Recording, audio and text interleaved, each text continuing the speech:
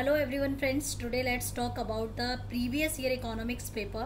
So guys, आपका exam बहुत ही नज़दीक है और आज हम यहाँ पे जो बात करेंगे हम प्रीवियस ईयर के क्वेश्चन पेपर की बात करेंगे। इससे आपको कुछ आइडियाज़ भी लग जाएंगे और साथ ही साथ आपकी रिवीजन भी हो जाएगी। तो उम्मीद करती हूँ कि आपका ये सेशन अच्छा रहेगा। तो चलिए स्टार्ट करते हैं। तो दोस्तों ये जो सेशन है इससे हमें दो तीन चीज़ें, एक बात तो हमें समझ आ ही जाएगी कि पैटर्न किस तरीके का होता है, क्वेश्चन किस तरीके के आते हैं और साथ ही साथ हमारी प्रेडिक्शन किस तरीके की होनी चाहिए फॉर यूजीसी नेट एग्ज़ाम। तो चलिए अपने क्वेश्चंस को देखते हैं। तो पहला क्वेश्चन हमारा बोल रहा है, मतलब इसमें ये हमारी बाइलिंगुअल क्लास रहेगी जिसमें मैं आपको हिंदी और इंग्लिश दोनों में ही बताने वाली हूँ। तो चलिए पहले हिंदी से स्टार्ट कर लेते हैं। तो पहला क्वेश्चन आता है, निम्नलिखित में से किसने उपयोग मूल्य और विनिमय मूल्य के बीच भेद किया और हीरे और जल का प्रसिद्ध उदाहरण दिया। ठीक है, आपको अगर याद हो तो कई बार इससे पहले भी मेरे एक दो वीडियोस हैं जिसमें मैंने डायमंड वाटर की बात करी है ना। डायमंड वाटर की जब हम बात करते हैं तो इसकी जो थ्योरी दी है डायमंड वाटर की, यहाँ पे क्वेश्चन है कि किसने दिया, एडम स्मिथ ने दिया है, डेविड रिकार्डो ने दिया, एल्फ्रेड मार्शल ने दिया या कार्ल मार्क्स ने दिया। देखिए यहाँ पर बड़े बड़े ऑप्शंस दिख रहे हैं और बहुत ही ज़्यादा आपको यहाँ पे एक जस्ट सेकंड गाइस, एक मिनट में अपना पेन चूज कर लेती हूँ, राइट। ओके, तो चलिए अच्छा सा कलर भी ले लेते हैं ना, बड़ा ज़रूरी होता है। ओके फ्रेंड्स, तो यहाँ पर जो डायमंड वाटर का एग्जांपल देते हुए यहाँ पे वैल्यू इन एक्सचेंज की बात की गई थी, तो वो मतलब कि हम कितना यूज़ कर रहे हैं और कितनी वैल्यूज़ को हम एक्सचेंज करते हैं। ठीक है, तो उसकी जो बात की थी वो किसने की थी। ठीक है, तो पहला क्वेश्चन आपका इसी से रिलेटेड है।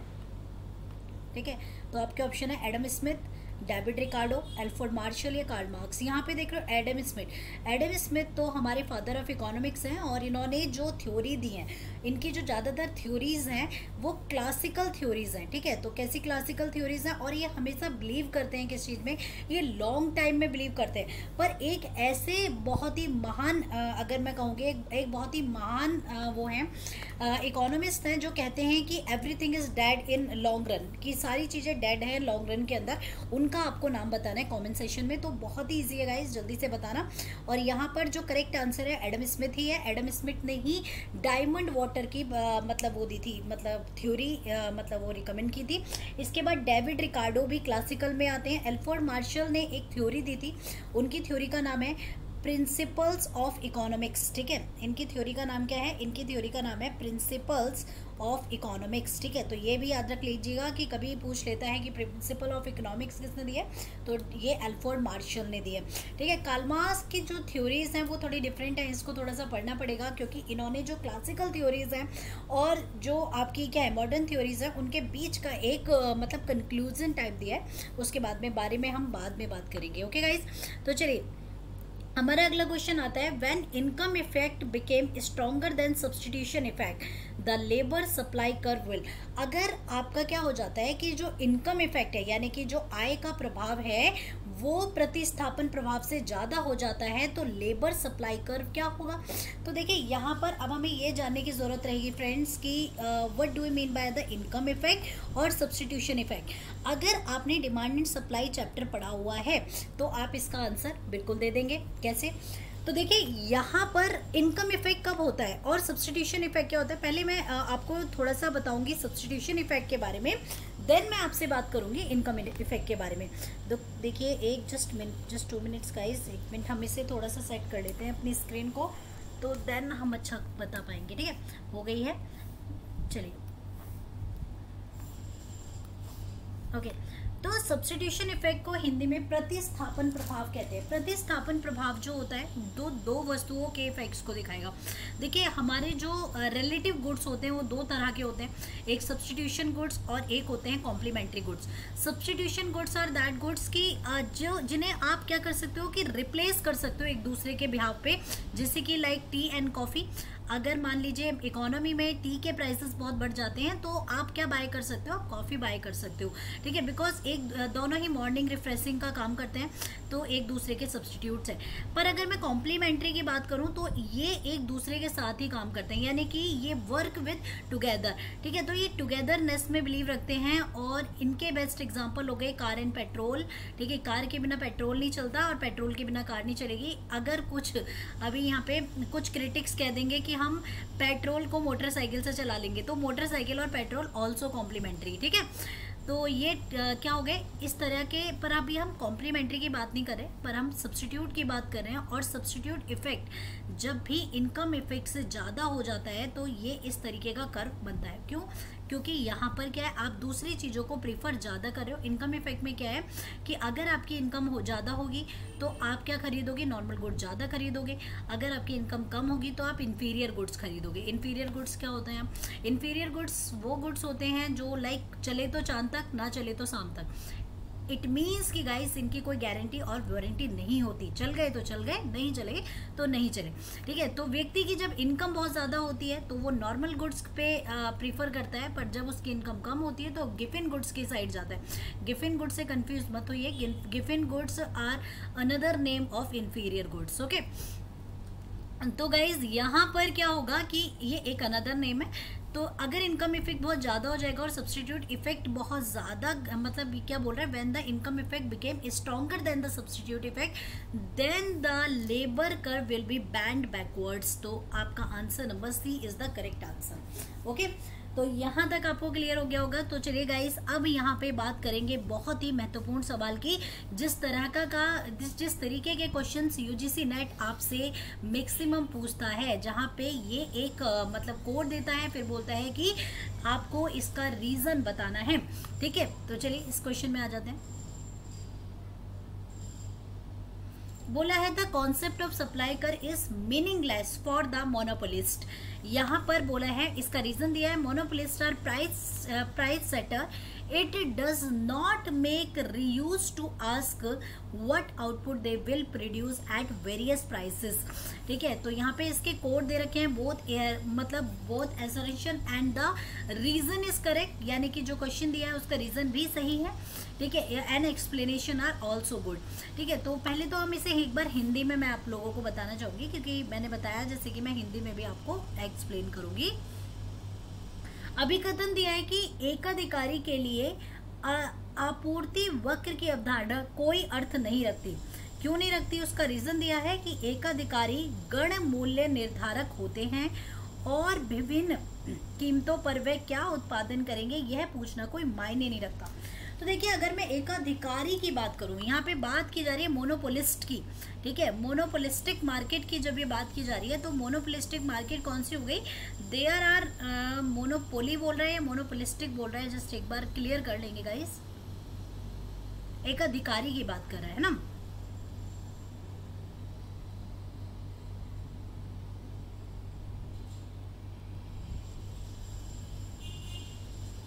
ओके फ्रेंड्स, तो यहाँ पर हमारा क्या है, मोनोपोलिस्ट। तो मोनोपोलिस्ट के लिए देखिए वो डिफरेंट प्राइसेस अपने रख सकता है क्योंकि उसके पास वेरियस प्रोडक्ट्स होते हैं, ठीक है। तो इसका जो करेक्ट आंसर हो जाएगा वो ऑप्शन नंबर 1 हो जाएगा, क्योंकि देखिए इस मार्केट में क्या होता है, 4 तरह की मार्केट है, perfect competition market, monopoly market, monopolistic market and oligopoly market. Perfect competition market में there are large number of buyer and sellers. Monopoly market में single seller and large number of buyers. And monopolistic market के अंदर क्या होता है, there are large number of seller and large number of buyer with the product differentiation, यानी कि यहाँ पर चीजों के लेके आपको प्रोडक्ट डिफरेंशिएशन मिलता है।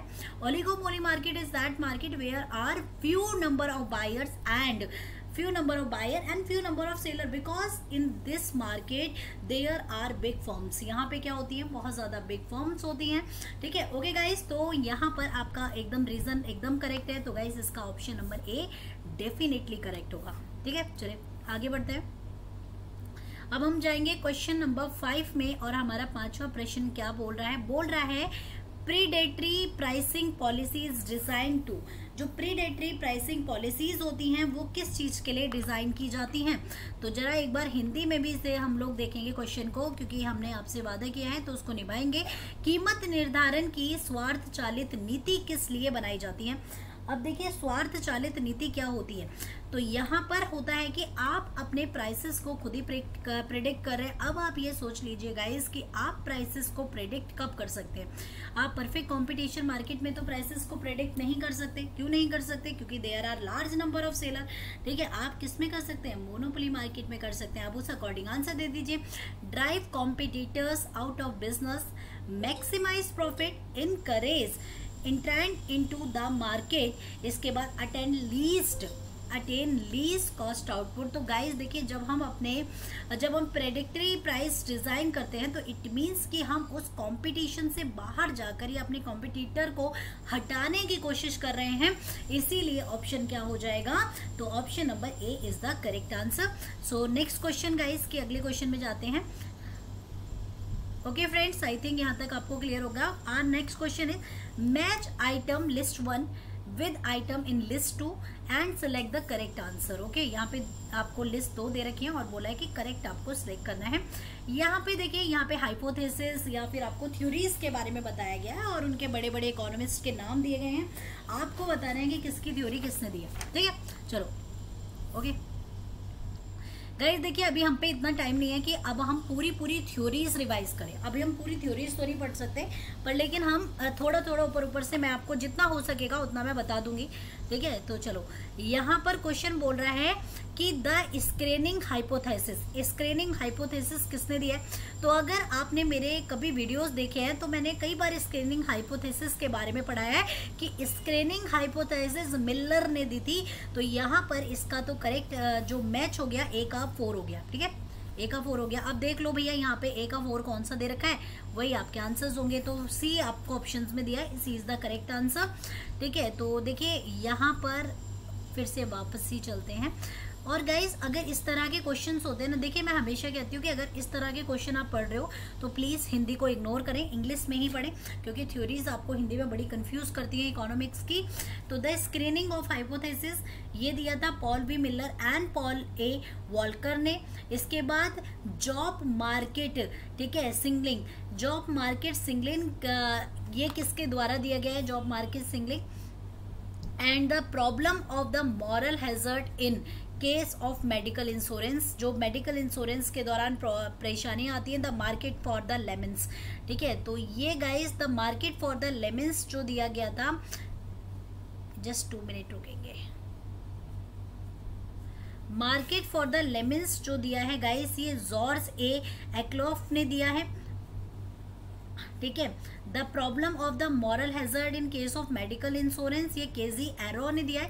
केजी एरो की थ्योरीज जरा पढ़ के जाइएगा, पेपर में बड़ी इंपॉर्टेंट होती हैं। Job market signalling and M Spencer ने दी है। ठीक है, तो इसका ऑप्शन नंबर सी है। ठीक है, तो चलिए आगे बढ़ते हैं। इस क्वेश्चन को देख लिया है हमने, अब हम अगले क्वेश्चन की तरफ मूव करेंगे, यानी कि प्रश्न नंबर 6 हो गया है गाइस 7। क्वेश्चन बोल रहा है an industry, okay friend, an industry whose long run supply curve is horizontal is called. एक इंडस्ट्री का जो लॉन्ग रन सप्लाई कर्व है अगर वो हॉरिजॉन्टल है तो क्या होगा? Constant cost industry, increasing cost industry, decreasing cost industry या एफिशिएंट इंडस्ट्री। तो आपको अगर मान लीजिए जो सप्लाई कर्व है वो हॉरिजॉन्टल आ रहा है तो उस कंडीशन में क्या होगा? तो यहाँ पे गाइस अगर हॉरिजॉन्टल है, हॉरिजॉन्टल इज दैट सिचुएशन कि आपका जो सप्लाई कर्व है वो जस्ट इस तरीके से रुक गया। अगर सप्लाई कर्व इस तरीके से रुक चुका है तो ऑब्वियस सी बात है कि कांस्टेंट कॉस्ट को दिखा रहा है, तो यहाँ पे कांस्टेंट होगा। एक बात याद रखिएगा, इसमें कुछ हद तक हमें लॉ ऑफ मार्जिनल यूटिलिटी वगैरह भी पता होने चाहिए। ठीक है, अभी भाई बहुत बड़े लॉज हैं, इनको मैं बहुत ज़्यादा एक्सप्लेन में नहीं जाऊँगी, अगर आप थोड़ा सा भी दिमाग लगाएंगे तो उसको जरा देख लीजिएगा। अगला क्वेश्चन आता है the practice of charging each consumer the reservation price is called. मतलब हिंदी में देख लेते हैं एक बार। बोला गया प्रत्येक उपभोक्ता से संरक्षित कीमत यानी कि रिजर्वेशन प्राइस लेने की प्रथा क्या होती है? इसे हम क्या कहते हैं? प्रत्येक उपभोक्ता से, ठीक है, यहाँ पे आ रहा है कि प्रत्येक उपभोक्ता से संरक्षित कीमत, अगर आप संरक्षित कीमत लेने की जो प्रथा होती है इसे हम क्या कहते हैं? पहला आता है इसमें चरम भार कीमत निर्धारण कहते हैं, अंतःकालिक कीमत विभेदीकरण कहते हैं, प्रथम कोटि का कीमत विभेदीकरण या तृतीय कोटि का विभेदीकरण कहते हैं। तो चलिए देख लेते हैं एक बार। पहला बोला गया peak load pricing, inter temporal price discrimination, price degree price discrimination यानी कि थर्ड डिग्री प्राइस डिस्क्रिमिनेशन। अब ये वो थर्ड डिग्री में समझ लेना, ठीक है। तो फर्स्ट डिग्री प्राइस डिस्क्रिमिनेशन कहा जाता है price discrimination in that situation guys जहां पर अलग अलग बायर से अलग अलग प्राइसिंग ली जाती है, और इस तरह की जो मार्केट आपको ज़्यादातर देखने के लिए जो ज़्यादातर मिलती है ये हमेशा मोनोपोली में आपको देखने के लिए मिलेगी, जहां पर क्या किया जाता है कि अलग अलग बायर से अलग अलग प्राइसेस ली जाती हैं। तो option number 3 is the correct answer. अगला क्वेश्चन आता है frictional employment is called, frictional unemployment जो होता है उसे हम frictional employment is known so also known as, हम क्या कह सकते हैं? फ्रिक्शनल क्या हो गया? घर्षण बेरोजगारी। क्या है? घर्षण। तो देखिए फ्रिक्शनल आप ये कह सकते हो कि एक इस तरीके का अनएम्प्लॉयमेंट जब आप कुछ समय के लिए अनएम्प्लॉयड हैं पर लेकिन अनदर टाइम के लिए एम्प्लॉयड हैं। जैसे कि फॉर एग्जांपल कोई गर्भवती महिला, प्रेग्नेंट लेडी अपने कुछ मतलब उस पीरियड में कुछ समय के लिए तो रोजगार रहती है पर कुछ समय के लिए छुट्टियों में रहती हैं। कुछ पेड लीव्स होती हैं, कुछ विदाउट पेड लीव्स भी होती हैं। जो विदाउट पेड लीव्स हो गई वो फ्रिक्शनल अनएम्प्लॉयमेंट में आ जाती हैं। तो डिस्कस्ड अनएम्प्लॉयमेंट कहाँ पाए? फ्रिक्शनल अनएम्प्लॉयमेंट ज़्यादातर अगर आपको देखा जाए तो ये अनएम्प्लॉयमेंट डेवलप्ड कंट्रीज़ में देखने के लिए ज़्यादा मिलता है, ठीक है।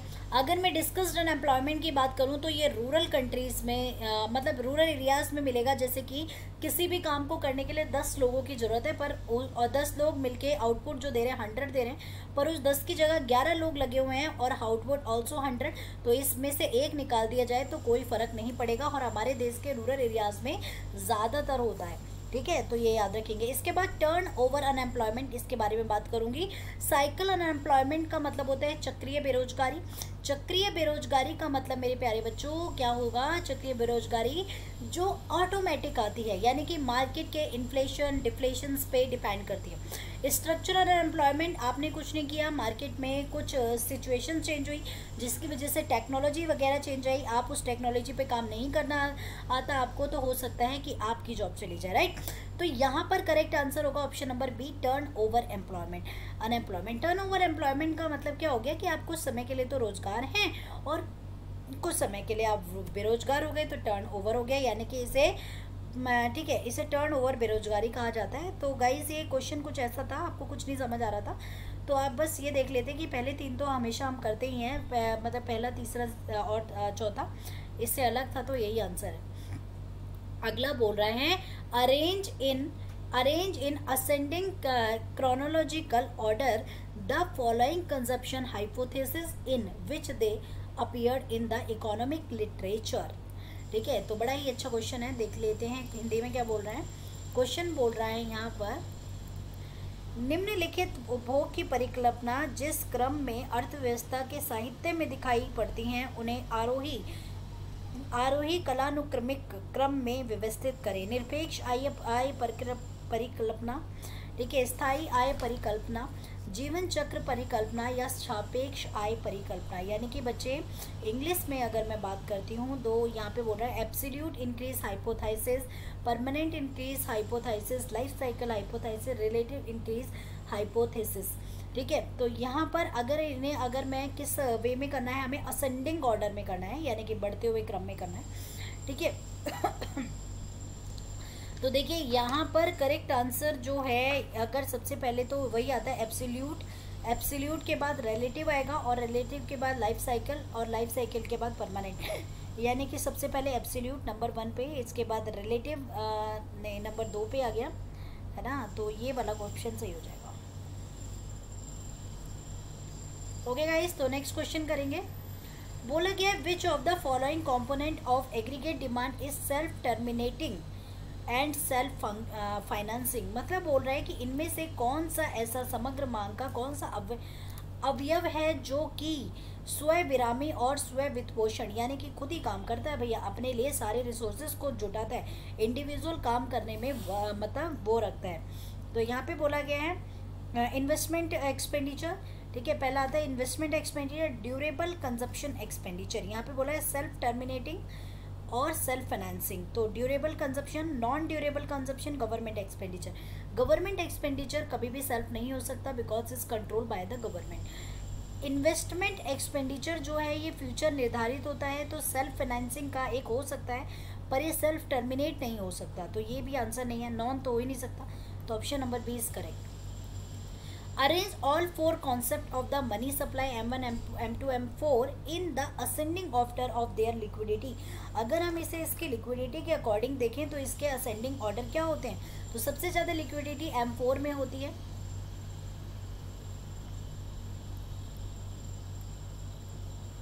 सबसे कम लिक्विडिटी M4 में होती है, फिर M3, M2, M1।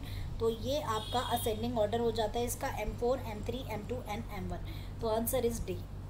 ओके, चलिए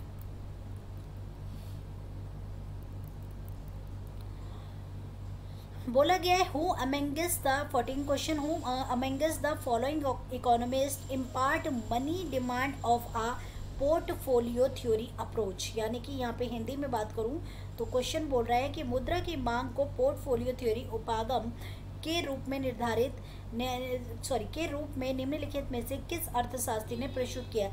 J.M. किन्स ने, बमॉल ने, जेम्स टॉबिन ने या फिर मिल्टन फ्रीडमैन ने? तो गाइज यहाँ पर आपको मैं बात करूँ तो ये कई सारे इकोनॉमिस्ट ने किए, जैसे कि जेम्स टॉबिन ने भी किया है, मिल्टन फ्रीडमैन ने भी किया है। मांग की, मुद्रा की मांग यानी कि मनी सप्लाई के बारे में, यहाँ पर money demand, sorry not supply, तो जेम्स टॉबिन्स ने भी किया है, मिल्टन फ्रीडमैन। तो आंसर है बी। अगला क्वेश्चन आता है which of the following is not a characteristic of the Phillips curve. Phillips curve हमेशा क्या करता है, ये अनएम्प्लॉयमेंट और एम्प्लॉयमेंट के लेवल को दिखाने का काम करता है। तो यहाँ पे बोला गया है कि the price expectation are adaptive, the unemployment rate when the money wage stabilise in 5 at the half percentage, the price expected are static, there are loop around the Phillips curve. देखिए हिंदी में पढ़ लेते हैं। बोला गया फिलिप्स कर्व की विशेषता निम्नलिखित में से कौन सी नहीं है?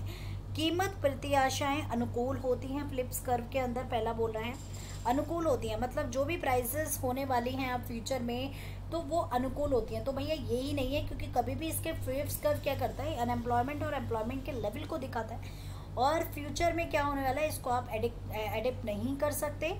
तो इसीलिए करेक्ट आंसर कीमत प्रत्याशाएं अनुकूल होती हैं, ये गलत है। जब मौद्रिक मजदूरी स्थिर होती है तो बेरोजगारी की दर 5.5% होती है। जब मौद्रिक स्थिर होती है तो बेरोजगारी 5.5% होती है। करेक्ट है, कीमत प्रत्याशाएं स्थिर होती हैं पर अनुकूल कभी नहीं होती। फिलिप्स कर्व के इर्द गिर्द फंदा होता है, ये भी सही है। तो यहाँ पे इनमें से विशेषता नहीं है, तो पहली वाली विशेषता नहीं है। अगला आ रहा है क्राउडिंग आउट इफेक्ट शून्य हो जाता है जब। तो यहाँ पे बोला गया है जो क्राउडिंग आउट इफेक्ट होता है वो कब शून्य हो जाता है? तो crowding out effect is 0 when there is liquidity trap of investment is perfectly interest elastic, money demand is perfectly elastic and none of these. तो गाइज यहाँ पे पहले ही ऑप्शन है कि देयर इज लिक्विडिटी ट्रैप और investment is perfectly interested. Okay, अगला question आता है meeting the need of present generation without compromising the need of future generation. बड़ा ही अच्छा क्वेश्चन है। क्वेश्चन क्या बोल रहा है? बोल रहा है कि भावी पीढ़ियों की आवश्यकताओं को संकट में डाले बगैर वर्तमान पीढ़ियों की आवश्यकताओं को पूरा करना क्या कहलाता है? आर्थिक विकास, सामाजिक विकास, धारणीय विकास या आर्थिक समृद्धि। तो जल्दी से गाइस आंसर देंगे कि इसे हम क्या कहेंगे।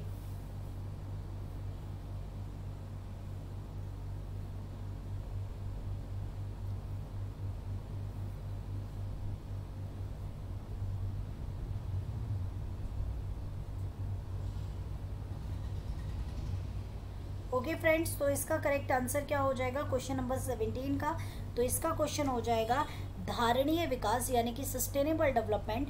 सस्टेनेबल डेवलपमेंट गोल्स जो हमारे इंडिया के अंदर हैं वो 2030 तक के गोल्स हैं।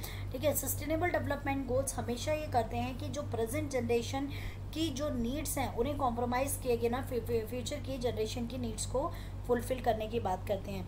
The full capacity growth rate in Harrod Domar model is known as. मतलब फुल जो है मतलब full capacity growth rate Harrod Domar model में क्या कहलाती है? तो ये क्वेश्चन आपसे पूछा गया है। तो आपका आंसर क्या हो जाएगा? Actual growth rate, warranted growth rate, natural growth rate या एक्सपेक्टेड ग्रोथ रेट। ये क्वेश्चन कई बार पेपर में आ चुका है। तो that is a warranted growth rate. जब आपका फुल कैपेसिटी ग्रोथ रेट होता है तो that is a warranted growth rate. तो आप इसे वारंटेड ग्रोथ रेट कहते हैं। ठीक है गाइस, हमारा नेक्स्ट क्वेश्चन HDI से है, ह्यूमन डेवलपमेंट इंडेक्स से है। तो चलिए देख लेते हैं।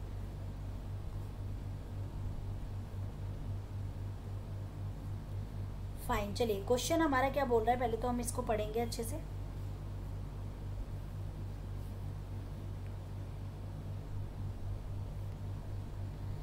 चलिए हमारा अगला क्वेश्चन है, इन्वेंटर ऑफ HDI आर।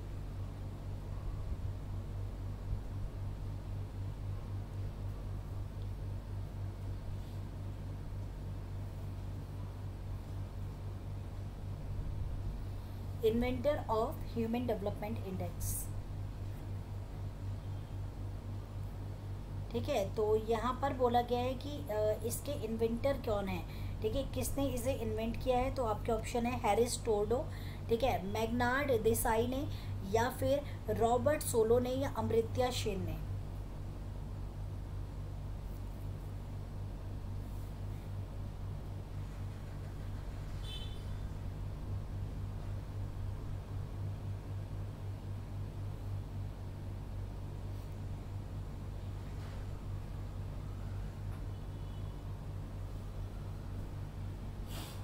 चले गाइज, ये क्वेश्चन गाइज जब हमारे पेपर में आया था ना तो इस क्वेश्चन को लेके बड़े ही कन्फ्यूजन्स थे। कन्फ्यूज़न इसलिए था कि यहाँ पर अगर मैं भारतीय इकोनॉमिस्ट की बात करूँ तो भारत के अंदर जो इन्वेंटर है वो अमृत्या सेन है। ठीक है, तो भारत के अंदर जो इन्वेंट किया है वो अमृत्या सेन ने किया है। पर लेकिन सबसे पहली बार जब इसे मतलब वो किया गया था, बात की गई थी 1990 में जो बात की गई थी, तो पाकिस्तानी एक मतलब इकोनॉमिस्ट थे जिनका नाम था महबूब अल हक।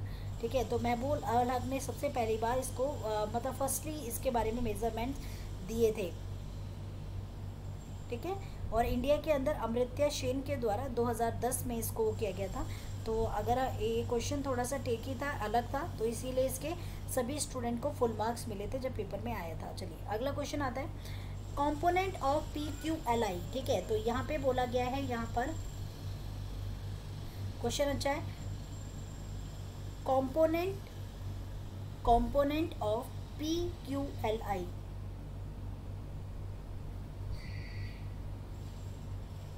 ठीक है, PQLI की फुल फॉर्म क्या होती है पहले तो हम ये देख लेते हैं। PQLI की फुल फॉर्म होती है physical quality of life index. ठीक है, इसे कहते हैं physical quality of life index. ठीक है, तो इसके कंपोनेंट क्या क्या होते हैं? पहला आता है morbidity, infant mortality, life expectancy of age 1, basic literacy of 15 year. तो यहाँ पे ये तो है कि बेटा बेसिक लिटरेसी 15 ईयर, ये भी इसका कंपोनेंट है।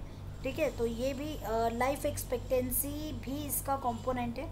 ठीक है, तो यहाँ पर सेकंड, थर्ड और फोर्थ एकदम सही है।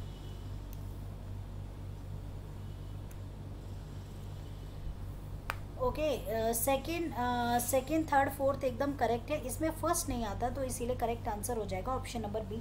अगर मैं इसके सभी कंपोनेंट्स की अगर आपसे बात करती हूँ तो इसके कौन कौन से कंपोनेंट्स हैं वो मैं आपको बता देती हूँ। तो इसके कंपोनेंट्स है बेसिक लिटरेसी। ठीक है, basic literacy rate at the age of 15। ठीक है, तो पहला है basic literacy rate at the age of 15। Infant mortality, ठीक है, इन्फेंट मोर्टेलिटी। ठीक है, तो इन्फेंट मोर्टेलिटी इसका है। इसके बाद life expectancy and all equally weighted of 1, मतलब इनको हम 1 से 100 तक इसे वो करते हैं। ठीक है, 1 से 100 तक का इसे इक्वली वेट करते हैं। ठीक है, तो 3 इसके हैं, चौथा इसमें नहीं आता। रुग्णता इसके अंदर नहीं आता। शिशु मृत्यु दर आता है, 1 वर्ष की आयु का जीवन प्रत्याशा आता है। ठीक है, लाइफ एक्सपेक्टेंसी ऑफ 1 ईयर इसके अंदर आपको देखने के लिए मिल जाता है। ठीक है, तो एट द एज ऑफ 1 और 15 साल तक की शिक्षा। ठीक है, तो ये इसके अंदर आएंगे। तो गाइस मैं इसका आपको पार्ट 2 भी बिल्कुल आपको आएगा इस पेपर का। अभी के लिए इतना ही, बाकी चीज़ें हम पार्ट 2 में करेंगे इसके, क्योंकि बहुत बड़ा पेपर है। तो अभी के लिए इतने ही प्रैक्टिस क्वेश्चन। आपका इसका पार्ट 2 मैं जब डालूंगी तो आप उसमें भी कर सकते हैं। So thank you so much guys, with lots of love and care. Thank you so much.